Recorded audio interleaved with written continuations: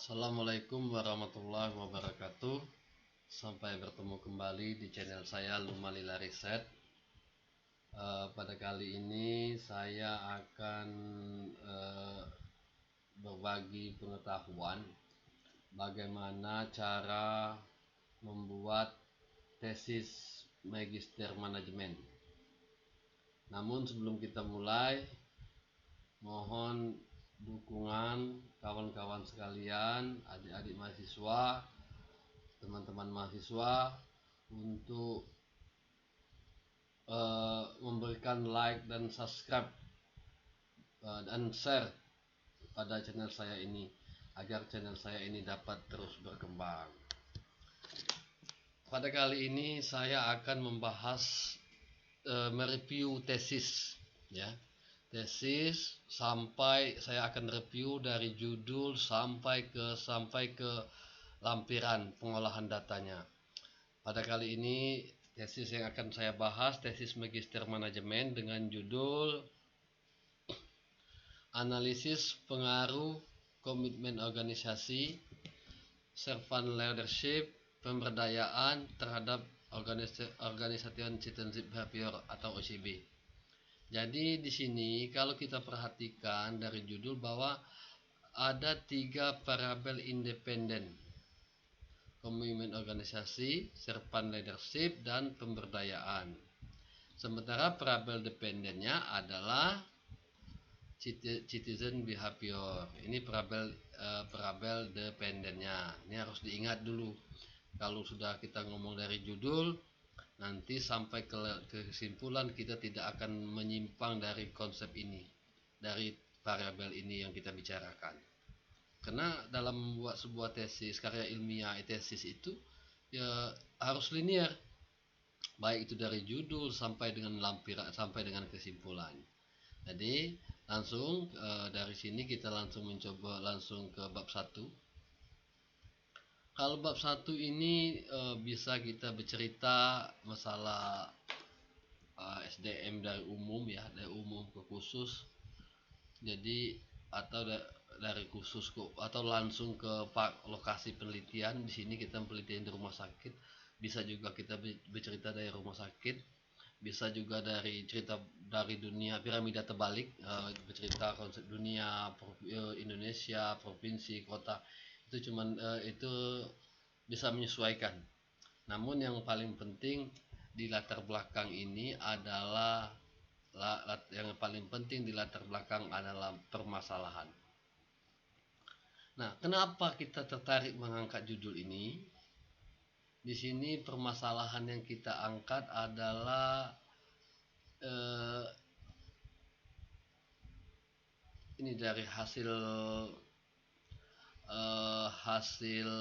pengamatan peneliti, ya.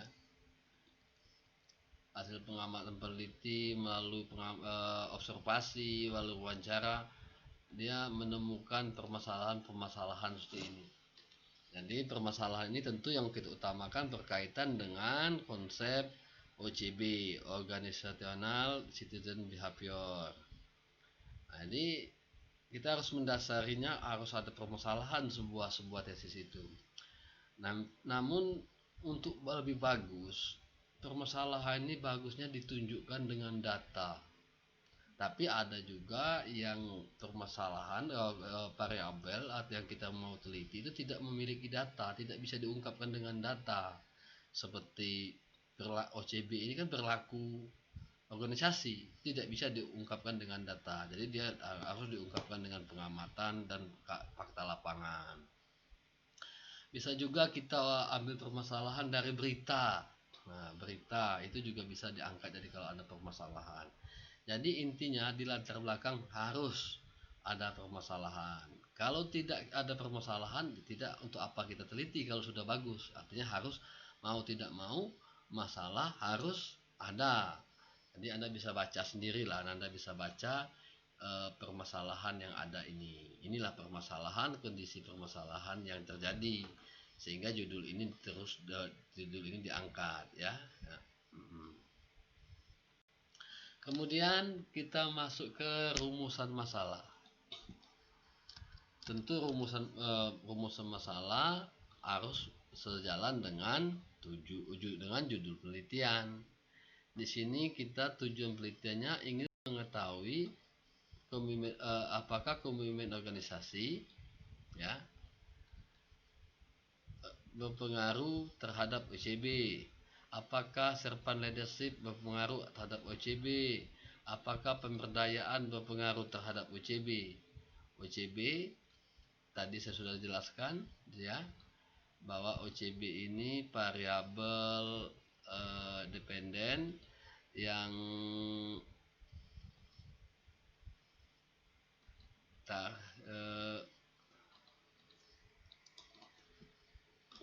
OCB variabel independen,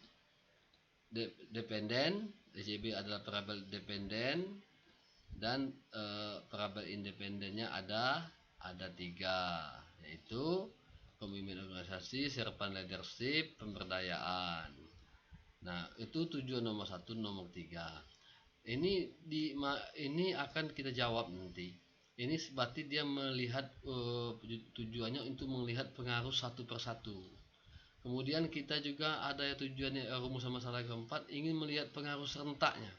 Komitmen organisasi, serpent leadership, pemberdayaan, dan OCB secara serentak. Untuk rumusan masalah nomor 1 ini akan menggunakan uji T dan ini akan menggunakan uji F. Kemudian kita langsung ke tujuan penelitian. Tujuan penelitian tidak bisa lepas dari rumusan masalah. Apabila tujuan penelitian kita ada 4, maka rumusan masalah kita ada 4, maka tujuan penelitian kita juga harus 4. Ya, jadi kalau di rumusan masalah apakah komitmen organisasi berpengaruh, ya, maka di sini tujuannya untuk mengetahui pengaruh. Dia harus menjawab. Jadi antara rumusan masalah dengan tujuan penelitian harus konsisten, harus saling terkait, tidak bisa terpisah. Jadi rumusan masalah ini hanya sifat mempertegas masalah, ya, bukan masalah, dia mempertegas permasalahan yang terjadi. Kemudian ada manfaat penelitian.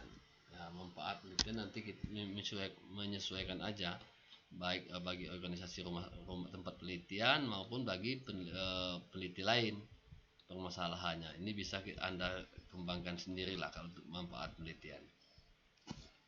Kemudian pada bab 2 yang perlu kita perhatikan di bab 2 tentu konsep teori OCB dan indikator atau dimensi yang kita gunakan, karena tidak mungkin setiap variabel itu harus tidak ada dimensinya. OCB, saya contohkan konsep teori OCB. Apa yang Anda lihat dari OCB? Tentu OCB ini harus ada indikator dasar kita. Oke, di sini dasar OCB adalah yang kita teliti, lihat, nah ini dimensi OCB. Nah, di sebuah dimensi OCB. Jadi dari OCB itu yang akan kita lihat adalah ini, menurut organ ada 4, ada 5 dimensi ya, ada 5 dimensi OCB. Inilah dasar yang akan kita masukkan nanti di ini, kita masukkan di definisi operasional, dan inilah dasar kita membuat kuesioner itu. Nah, kemudian itu ya poin penting, yang lain nanti mengikut aja lah, manfaat apa yang lain itu bisa menyesuaikan aja apa yang terkait dengan variabel, tapi yang dimensi ini adalah poin penting dari sebuah variabel itu sendiri, grand teorinya ini.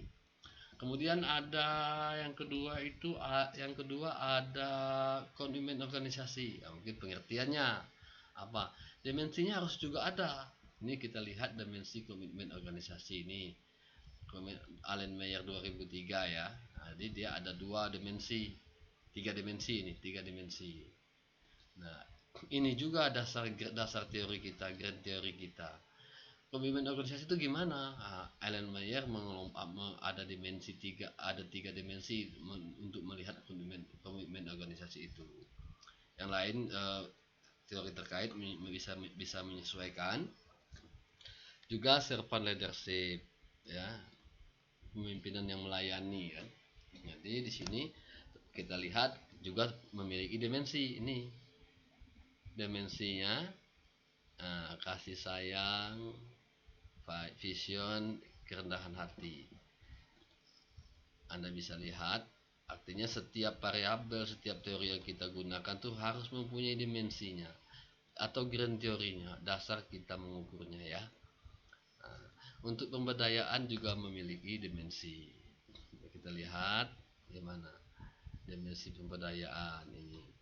Nah, dimensi-dimensi inilah yang akan berkembang dari definisi operasional dan berkembang menjadi kuesioner penelitian. Karena sebuah penelitian itu kita membandingkan konsep teori dengan fakta lapangan. Pemberdayaan secara konsep begini, ada 4, tapi fakta lapangannya gimana? Sama. Apabila di lapangan sesuai dengan teori berarti sudah bagus, tapi kalau di lapangan tidak sesuai dengan teori berarti belum bagus. Maka inilah akan jadi definisi operasional. Kita kaitkan dengan kondisi lapangan dan kita buat kuesioner yang disesuaikan dengan kondisi tempat lokasi penelitian kita. Selain grand teori yang penting, ada juga konsep ya. Konsep-konsep yang mengatakan bahwa komitmen organisasi secara leadership, pemberdayaan terhadap organisasi ini berpengaruh, ada pengaruh. Ini komitmen terhadap OCB, ini serpan terhadap OCB, ini pemberdayaan terhadap OCB. Ini yang secara serentak ya terhadap OCB juga. Artinya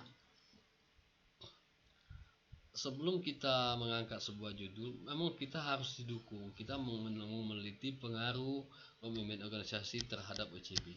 Itu harus ada konsep teori atau penelitian terdahulu yang mendukungnya. Karena ini poin penting, karena akan mendukung apabila kita masuk ke pembahasan, ini akan menjadi dasar pendukung temuan kita. Apa yang kita temukan kita bandingkan dengan penelitian terdahulu, konsep teori ini apakah sejalan atau tidak sejalan dengan penelitian terdahulu atau konsep teori. Jadi kalau sebuah judul tidak memiliki ini konsep teori ini, artinya judul itu lemah. Jadi supaya judul Anda kuat, bisa dipertahankan, dan saat seminar itu tidak terjadi perubahan judul, ini harus mempunyai konsep ini tidak bisa tidak. Apabila tidak ada konsep ini, lebih baik Anda ganti judul Anda. Seandainya Anda tidak menemukan secara teori konsep dulu yang meneliti pengaruh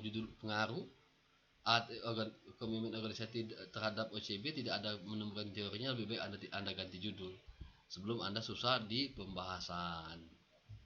Dan ya, ini poin penting. Saya akan ceritakan poin-poin penting semua. Kemudian penelitian terdahulu. Ya, penelitian terdahulu cukup jadi pertimbangan juga, karena dasar-dasar penelitian terdahulu ini jurnal itu sebuah konsep yang kuat ya, perlu mendukung. Jadi untuk berfungsi juga untuk mendukung pertemuan di penelitian kita nanti. Di pembahasan dia akan ditarik kembali. Jadi di pembahasan itu akan kita tarik konsep teorinya tadi, teori yang mengatakan ada pengaruh penelitian terdahulu yang sesama dengan kita temuannya, itu kita bandingkan, kita kaitkan dan kita analisis. Kemudian ada kerangka analisis. Nah, ini kita kembali lagi ke kerangka analisis. Di sini ada variabel independen ya. Komitmen organisasi, sahabat leadership, dan pemberdayaan. Ini dimensinya, ini dimensinya masing-masing. Dari mana dapat dimensi? Tadi sudah saya jelaskan di bab 2, bahwa dimensi kita harus konsisten di bab 2.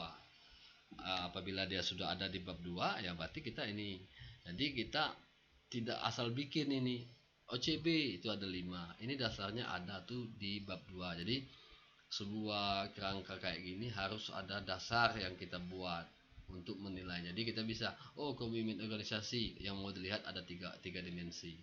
Servant leadership ada 4 dimensi. Pemberdayaan ada 4 dimensi. Komitmen organisasi ada 5 dimensi. Inilah yang akan jadi pertimbangan kita ya. Kemudian yang poin itu hipotesis penelitian. Hipotesis itu dugaan sementara atau pendapat sementara. Isinya di sini kadang dugaannya hipotesis ini. Ini hipotesisnya. Diduga terdapat pengaruh komitmen organisasi terhadap OCB. Diduga ya. Diduga terdapat pengaruh.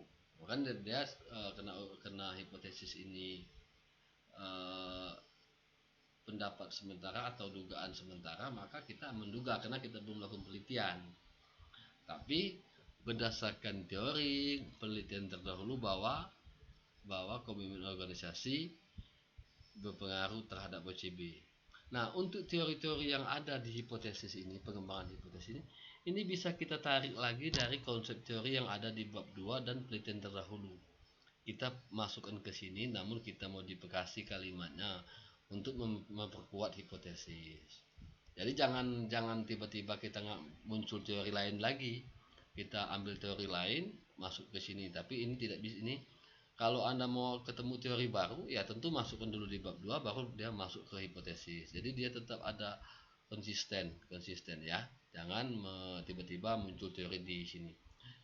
Walaupun juga nanti di pembahasan misalnya.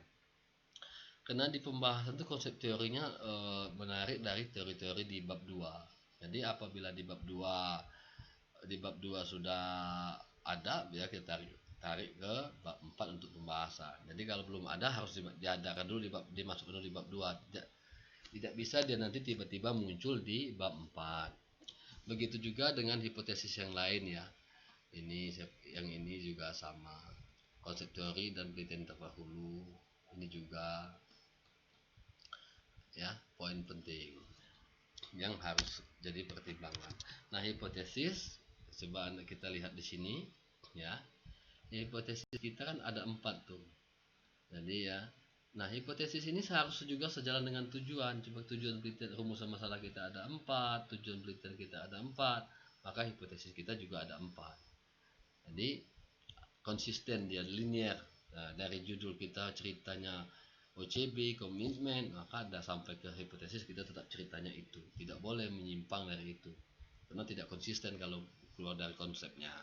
Makanya setiap kita apabila kita membuat proposalnya dulu, Anda dalam membuat tujuan, membuat rumusan masalah, hipotesis harus diingat terus. Oh, judul saya harus berpedoman pada judul. Jadi jangan sampai artinya Anda harus ingat judul Anda supaya Anda tidak berkembang ke konsep lain teori yang Anda masukkan. Jenis penelitian ini adalah descriptive correlation study. Jadi deskriptif itu hanya menggambarkan. Correlation study adalah studi mempelajari hubungan. Mungkin ya, studi mempelajari hubungan. Jadi ini bisa Anda baca-baca lagi juga untuk konsep-konsepnya di buku metodologi penelitian. Bisa juga bisa dikategorikan penelitian survei, penelitian lapangan juga ini bisa masuk. Kemudian definisi konsep operasional. Nah, definisi konsep operasional ini munculnya saya katakan tadi di bab 2, teori bab 2 tuh. Teori dimensinya, dimensi tadi ada kan dimensinya. Nah, ini dimensi-dimensi yang ada di bab 2 dia akan masuk di bab 3. Jadi supaya kita tidak menyimak jelas. Nah, ini dalam bentuk tabel.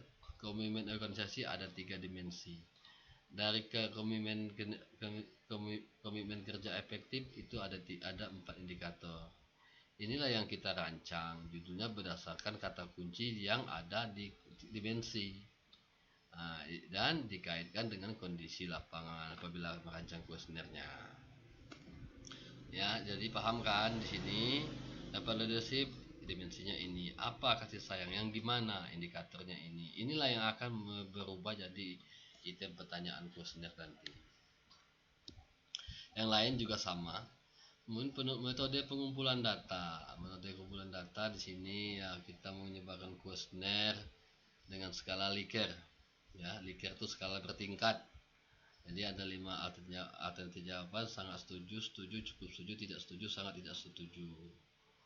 Kemudian di sini ada rentang kriteria analisis deskriptif, ya. Rendah, sangat rendah, sedang, tinggi. Ini kriteria analisis deskriptif. Nanti akan saya, setelah Anda masuk ke bab 4 akan saya jelaskan lagi di sini. Jadi dari penjabaran kuesioner kita rekap, ada perhitungan statistiknya dulu, baru kita membandingkan dengan tabel ini. Kemudian penentuan sampel. Nah, populasi dalam penelitian ini adalah 332 orang. Sampel ada 50% dari populasi. Di sini kalau dari jumlah populasi, ya, ini sampelnya ini 50% tadi kita katakan kan.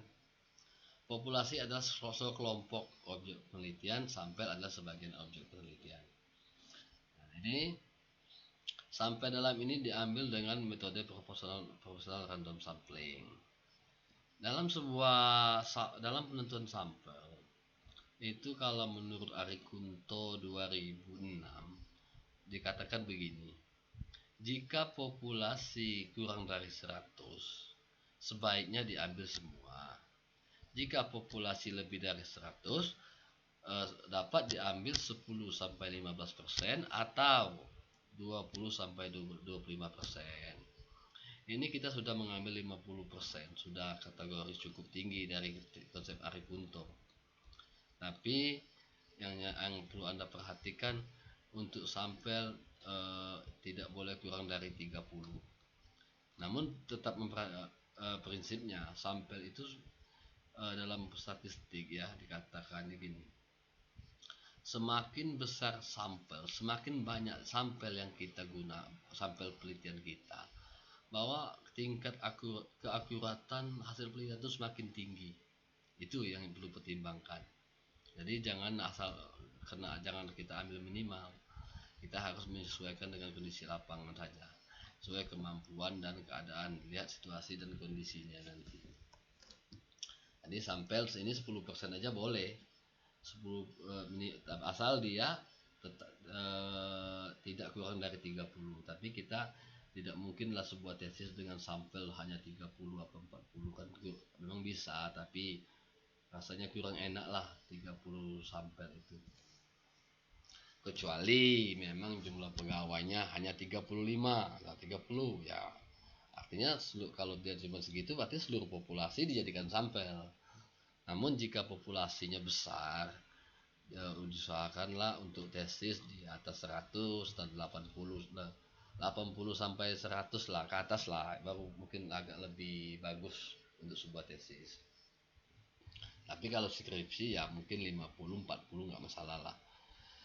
Teknik pengambil ini proporsional random sampling. Di sini jadi dia random, ya.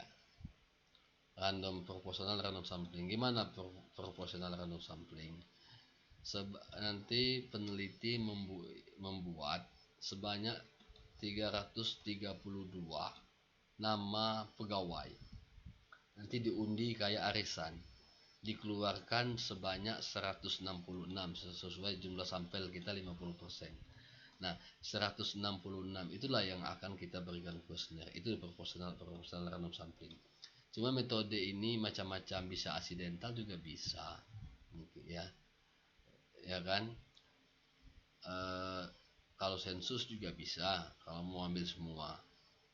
Jadi ini bisa menyesuaikan, ya, random, ya. Uji validitas dan reliabilitas. Uji validitas itu adalah uji untuk melihat tingkat kevalidan kuesioner. Apakah kuesioner yang kita teliti itu layak dipakai untuk penelitian, ya. Jadi kemudian uji reliabilitas. Di sini kita menggunakan uji reliabilitasnya person correlation product moment. Untuk uji validitas, untuk uji reliabilitas adalah Uji reliabilitas adalah untuk melihat tingkat konsistensi kuesioner kita. Jadi kuesioner kita ini konsisten. Apabila sudah konsisten, nanti apabila ada penelitian yang sama judulnya dengan kita, maka kuesioner kita dapat dipakai oleh mereka yang ingin meneliti yang judulnya sama. Jadi dia bisa mengadopsi kuesioner kita karena kuesioner kita sudah melalui tahap uji validitas dan reliabilitas. Kalau ya untuk validitas di sini ada macam-macam nilainya. Saya kembali ke validitas. Untuk validitas ini ada 30 0,30, kalau sekarang ini 0,6 0, ada tergantung teori siapa yang akan kita pakai. Di sini pakai 0,030. Kemudian ada uji reliabilitas, dia menggunakan nilai alfa, gelombang alfa, yang gelombang alfa ini hasil uji statistik nanti, hasil uji statistik gelombang alfa yaitu 0,6. Kalau besar dari 0,6 artinya reliable, ini juga besar dari 0,03 artinya valid ya. Ini lihat 0,654 besar dari 0,03 berarti valid. Ini 0,632 berarti besar dari 0,6 berarti dia valid. Jadi dia harus besar, lebih besar dari nilai ini 0,6 ya. Alfa gelombang tadi saya ingat kembali lagi, hasil uji statistik nanti akan muncul nilai alfa gelombang. Saya ini analisis deskriptif di sini menggambarkan ya, menggambarkan ini kita menggambarkan bagaimana komitmen organisasi, pemberdayaan, apa OCB-nya ya, serta leadership itu kita gambarkan terlebih dahulu. Nanti kita akan melakukan uji deskriptif nanti gambarannya, kemudian langsung kita ke analisis data. Analisis data kita menggunakan uji regresi linear berganda. Ini rumusnya. Uji regresi linear berganda ini untuk melihat hubungan pengaruh antar variabel ya, yang variabel independennya lebih dari satu. Kita independen kita ada 3, komitmen, servant leadership, dan pemberdayaan. Maka dia uji regresi linear berganda. Tapi apabila dia hanya satu pengaruh, salah satu variabel independen, kita menggunakan uji regresi linear sederhana. Jadi uji ini digunakan untuk melihat pengaruh variabel independen terhadap dependen. Kemudian kita masuk ke bab 4. Di sini ada bab 41 gambaran umum. Ya, umum, visi misi, mungkin bisa struktur organisasi. Tapi ini menyesuaikan dengan kampus masing-masing. Ada yang tidak memakai ini ya, ada yang hanya sekedar jalannya penelitian. Menyesuaikan aja bagaimana di kampusnya. Kemudian kita masuk ke analisis hubungan karakteristiknya. Ini karakteristik responden dengan komitmen organisasi. Ini cuma menceritakan berapa jumlah pegawai yang ini, berapa jumlah pegawai yang perempuan ya. Nanti kita lihat, langsung saja kita ke analisis deskriptif aja ke ini. Itu nanti ini menyesuaikan aja, nanti lihat aja karakteristik responden, berapa responden yang berusia sekian, pendidiknya sekian, itu digambarkan aja. Nah, di sini gambaran komitmen organisasi. Nah, gambaran komitmen organisasi ini terbagi tadi komitmennya ada 3 dimensi. Jadi kita gambarkan gambaran komitmen afektif. Ini contohnya ya, gambaran komitmen afektif. Nah, nilai ini nanti saya jelaskan. Ini gambarannya. Jadi berdasarkan nilai ini rata-rata 3,10 dalam kategori cukup sedang. Ya, dalam kategori cukup atau sedang. Kenapa kategori cukup sedang? Anda bisa lihat di sini. 3,10 berada di rentang ini.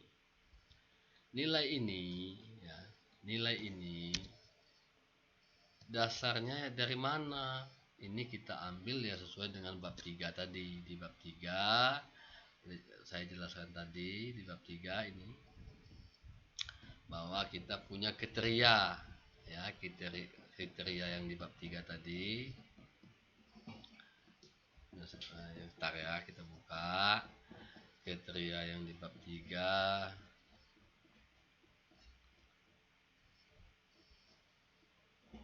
Nih kriterianya.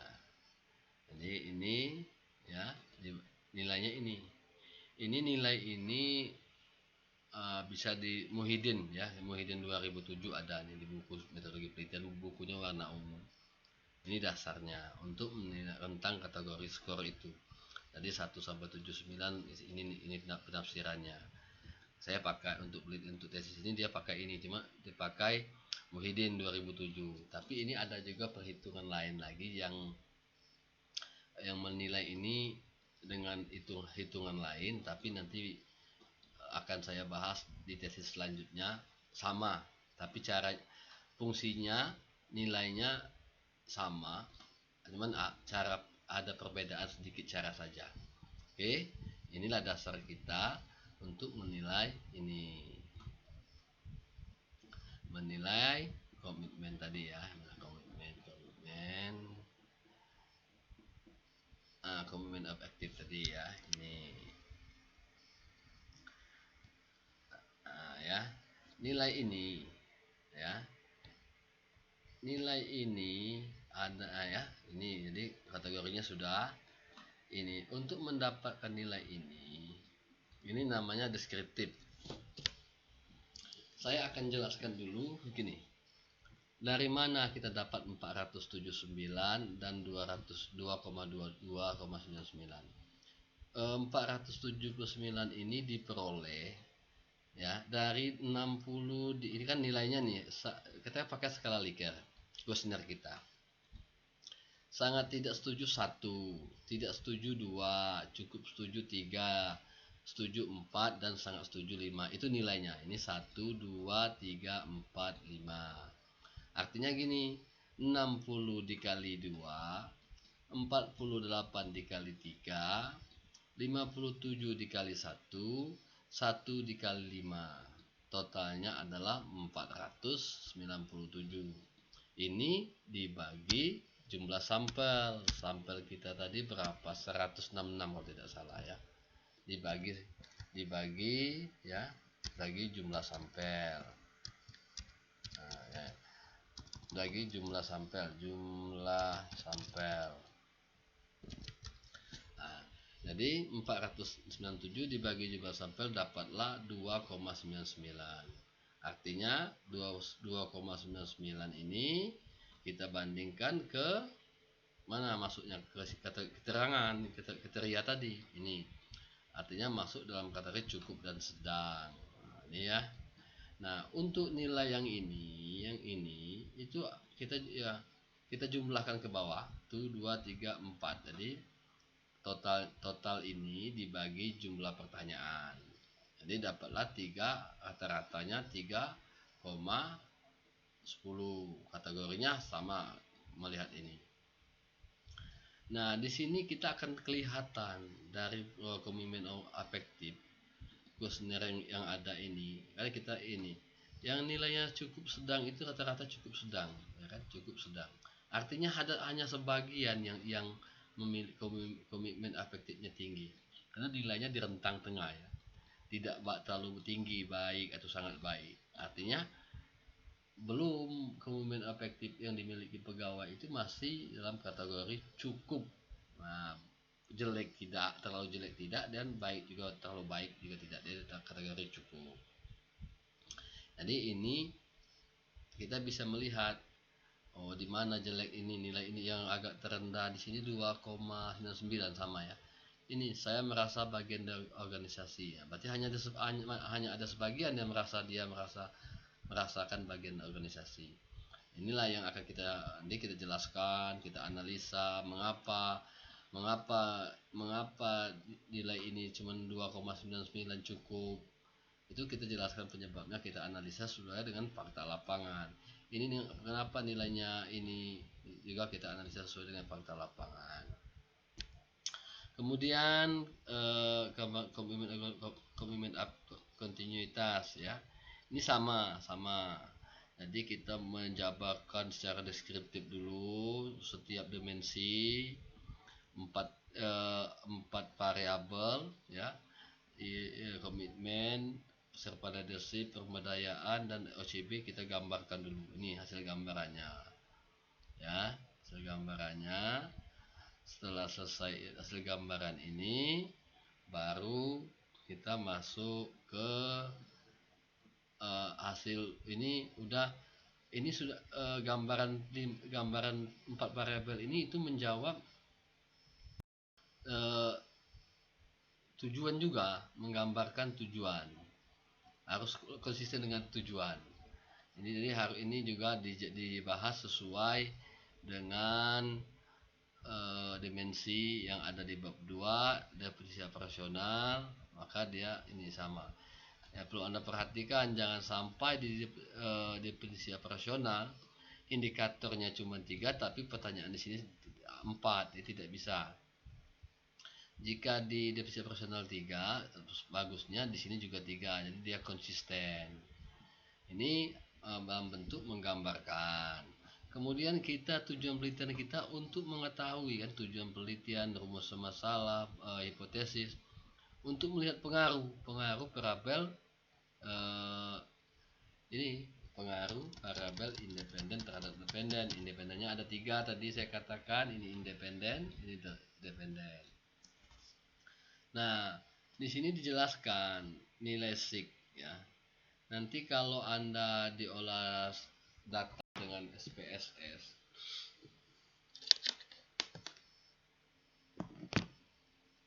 itu nilai, Anda bisa lihat nilai di sini.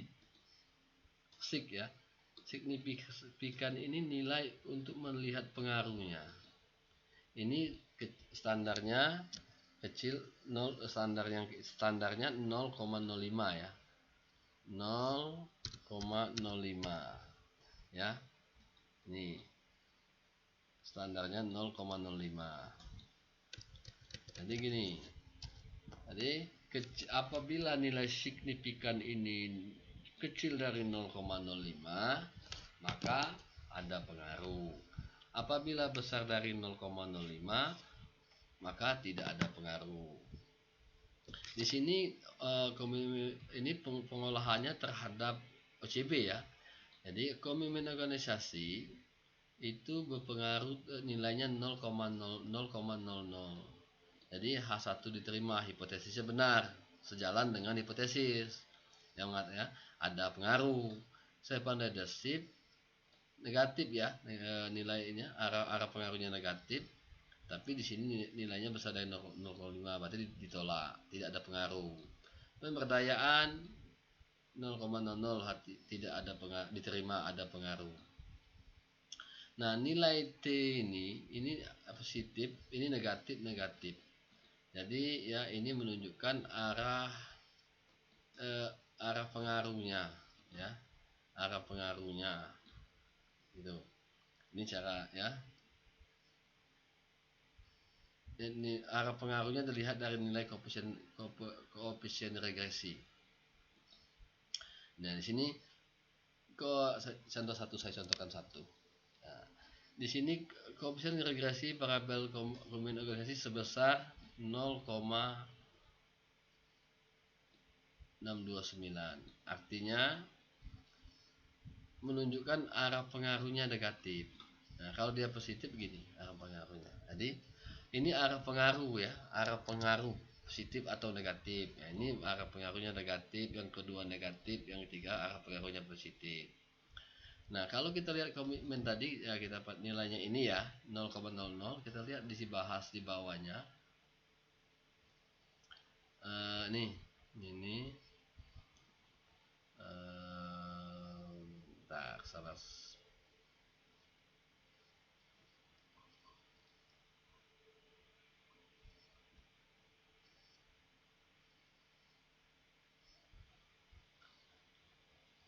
Oke, ntar kita lihat ini di sini nilainya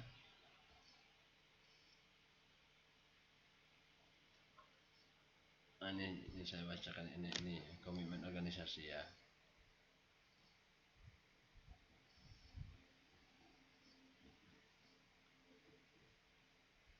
Pemberdayaan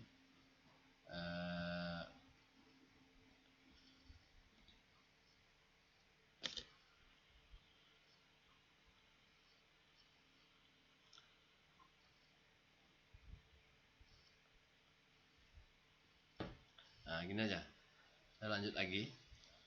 Ini nilai koefisien regresi menunjukkan arah pengaruh, nilai sig menunjukkan pengaruh tidak pengaruhnya. Nah, di sini bahwa artinya komitmen organisasi berpengaruh terhadap OCB.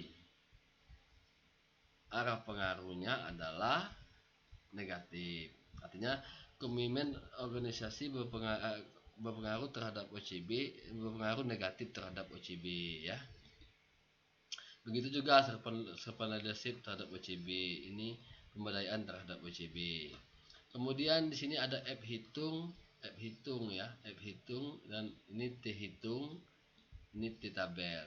Yang kita bacakan cukup nilai signifikasi aja ya. Ini nilai signifikasinya, signifikan. Di sini yang inilah menjawab tujuan kita nomor 1 tadi.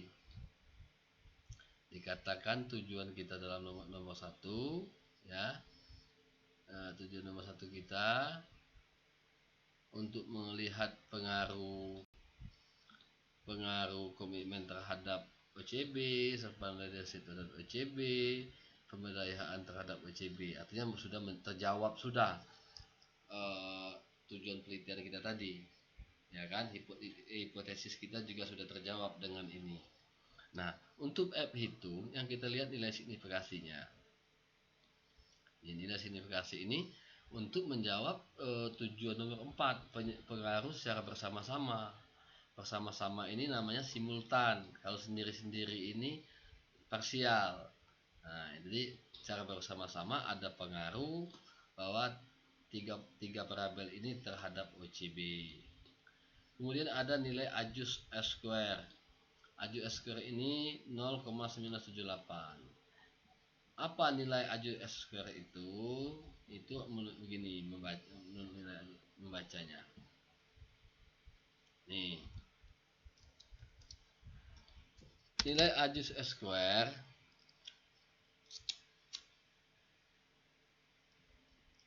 diperoleh 0,978. Nilai ini menunjukkan bahwa kalau kita persentasekan menjadi 97,8%. Gini lihat. Tuh, 97,8%. Ini kalau kita persentasekan, jadi persentasekannya. Jadi didapat nilai 0,978. Nilai ini menunjukkan bahwa 97,8% variabel organisasi, maksudnya ya, variabel OCB dijelaskan oleh variasi dari ketiga variabel independen. Maksudnya dipengaruhi oleh, kalau bahasa ininya itu, bahwa variabel OCB, variabel komitmen organisasi, pemberdayaan, serpent leadership berpengaruh terhadap OCB itu hanya sebesar 97,8%. Sisanya 2,2% dijelaskan faktor lain luar model. Maksudnya yang tidak kita teliti. Jadi ada faktor lain yang mempengaruhi OCB tapi tidak dalam penelitian kita. Nah, ini sudah selesai kita. Artinya kita sudah menemukan, sudah dapat gambaran hasil penelitian olahan data ini sudah menunjukkan menjawab tujuan penelitian. Makanya kita langsung masuk ke pembahasan. Di pembahasan ya kita buat subjudul. Ini judul ya. Judul. Nah, ini subjudulnya. Subjudul berdasarkan tujuan penelitian. Nah, jadi Anda buat dulu, kalau membuat pembahasan supaya konsisten, Anda buat subjudulnya harus ada 4, sama dengan tujuan dan hipotesis rumus masalah, sehingga dia konsisten. Di sini kita ceritakan temuan hasil pengolahan data tadi, temuan kita, ya kan? menunjukkan ada pengaruh positif negatif, ya kan, ya. Kemudian baru kita dukung dengan konsep teori yang berhubungan. Artinya bisa didukung dengan penelitian terdahulu, teori yang mengatakan ada hubungan ini, ada hubungannya antara ini, ada hubungan antara variabel independen terhadap dependen. Jadi misalnya gini, hasil penelitian menunjukkan ada pengaruh OCB terhadap ada pengaruh komitmen organisasi terhadap OCB. Hal ini senada juga dengan pendapat organ. Hal ini sesuai dengan didukung dengan penelitian Sianu. Hal ini sesuai kajian ini. Jadi sejalan atau tidak sejalan Anda sampaikan. Namun tetap setelah Anda sampaikan itu Anda harus lakukan analisa. Mengapa mengapa dia terjadi begini? Mengapa dia tidak berpengaruh? Kenapa berpengaruh negatif? Itu Anda harus analisa dengan kaitkan dengan kuesioner, temuan-temuan nilai-nilai kuesioner kita di lapangan. Jadi pembahasan intinya isinya temuan penelitian kita, didukung konsep teori, didukung penelitian terdahulu, dan dilakukan analisa pembahasan analisa kita terhadap temuan penelitian itu. Itulah isi sebuah pembahasan. Kemudian kita masuk ke tahap kesimpulan. Nah, kesimpulan tentu harus menjawab tujuan penelitian. Ya, ini ada implikasi. Nah, ini kesimpulan kita menjawab tujuan penelitian. Nah, ini tujuan penelitian kita ada 4 kan, melihat pengaruh. Nah, tujuan ini maka dia temuan penelitian kesimpulannya sejalan dengan tujuan. Di tujuan penelitian untuk melihat pengaruh komitmen organisasi terhadap OCB. Nah, temuan penelitian kita menjawab bahwa komitmen organisasi berpengaruh terhadap OCB. Ya, jadi sudah terjawab. Kemudian saran ini kita lihat dari permasalahan kuesioner tadi, nilai-nilai kuesioner yang dinilainya rata-rata rendah. Nah, dikit dari rendah-rendah poin apa di setiap variabel itu kita lihat nilai yang mana yang rendah, itulah yang perlu kita sarankan. Apa ya kan? Nah, saran. Setelah saran itu di atas tadi ada implikasi. Saran itu implikasi ini pengembangan atau lebih katanya implikasi strategis. Strateginya apa? Nah, saran. Kalau saran kita misalnya pimpinan rumah sakit hendaknya meningkatkan komitmen organisasi pegawai dalam melaksanakan kerja melalui pemberian pelatihan, ya kan? Dan sesuai dengan tugas pokok dan fungsi. Jadi implikasinya dengan implikasinya pimpinan harus memberikan pelatihan kepada pegawai, mungkin dalam bentuk setahun sekali ya. Jadi apa pelatihan secara rutin, atau intinya gini yang ingin saya sampaikan. Secara teori apa, secara konsepnya apa yang perlu dilakukannya? Oh, pelatihan. Nah, kalau implikasinya pelatihan apa? Pelatihan manajemen organisasi di mana di rumah sakit. Artinya itu perbedaan saran dan implikasi penelitian. Kemudian setelah itu selesai, kita masuk ke data pustaka. Di data pustaka kita ini ada, perlu saya ingat ini ya, kalau yang saya ingin jelaskan sedikit, kalau dia judul buku itu dia dimiringkan judulnya kalau buku. Tapi kalau jurnal yang dimiringkan adalah jurnalnya. Nah, judul jurnalnya bukan bukunya. Itu prinsipnya ya. Nanti bisa dilihat gimana menulisnya. Ini bisa volume nomor 3, volume 3, nomor 2 dan sebagainya. Nanti akan saya bahas khusus lah untuk membuat data pustaka ya. Kemudian kita masuk ke kuesioner. Nah, kuesioner kita buat saja nanti karakteristik responden, pendidikan, umur, masa kerja pegawainya. Ini menyesuaikan. Di sini makanya kuesioner tadi kita harus tetap kembali ke konsep tadi, konsep teori ini. dia harus konsisten dengan bab 2 kuesioner itu. Bab 2, teori bab 2, dimensi tadi yang saya katakan di bab 2, yang turun lagi akan dikembangkan lagi ke definisi operasional, dia akan berkembang menjadi kuesioner. Nah, dimensi komitmen organisasi kita tadi kan sudah ada 3. Sama. Ini dimensinya, ini indikatornya. Nah, indikator yang ada di definisi operasional bab 3. Nanti Anda bisa lihat lagi, ya. Anda back ke belakang. Jadi ini variabel, ini dimensi, ini indikatornya. Nah, dari kata kunci inilah kita merancang sebuah kalimat. Kita rancang sebuah kalimat. Tadi kan di definisi operasional hanya mungkin di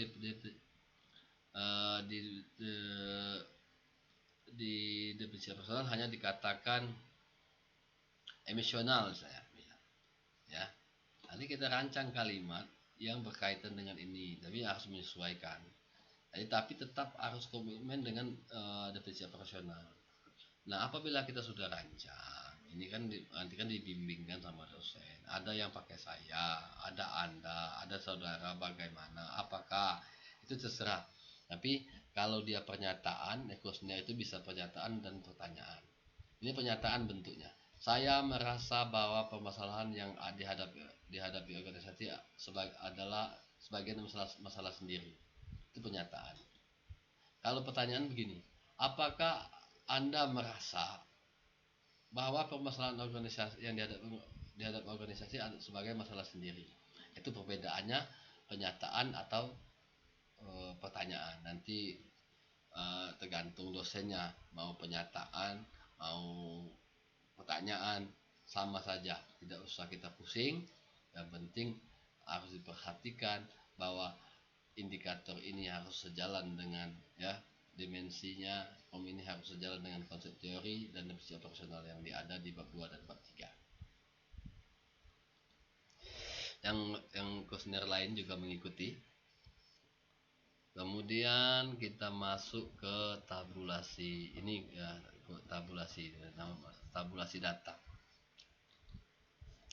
Ini hasil analisis datanya. Tadi ini hasil datanya gini. Ini hasil analisis datanya. Saya akan tunjukkan sedikit tentang analisis data yang masalah gimana memasukkan nilai ini nilai uji validitas, ya. Yang saya katakan ini nilai alpha Kronbach, ya. Alpha Kronbach tadi harus besar dari 0,6. Ini kalau uji validitas dilihat dari sini, ya. Ini dibandingkan dengan nilai 0,03 kita bandingkan tadi di bab 3. Jadi dia apabila besar dari 0,3 valid, besar dari 0,6 dia valid. Reliable. Kemudian, nah ini akan saya jelaskan contohnya kan ini, ya. Bagaimana memasukkan, bagaimana ini kuesioner direkap, ditabulasi, direkap, masuk ke statistik, diolah secara deskriptif, ya, frekuensi. Ini yang diperoleh. Jadi ini bagaimana ini saya akan contohkan. Kita kembali lagi ke bab hasil penelitian yang OCB 1. Kita kembali untuk bagaimana memasukkan nilai ini. OCB 1.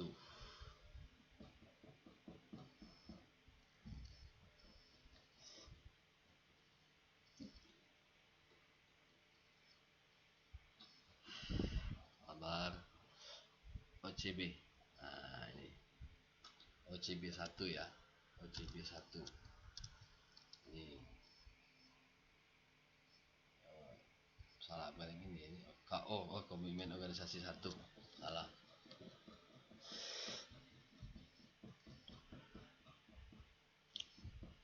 Komitmen organisasi 1.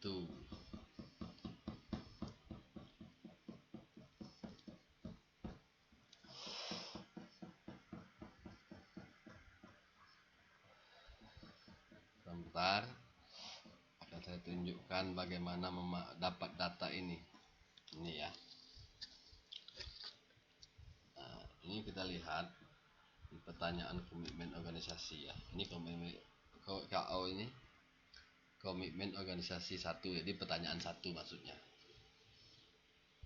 Nah, nanti kita ini 2, ini 2, 3, 4, 5. Itu sama dengan gini.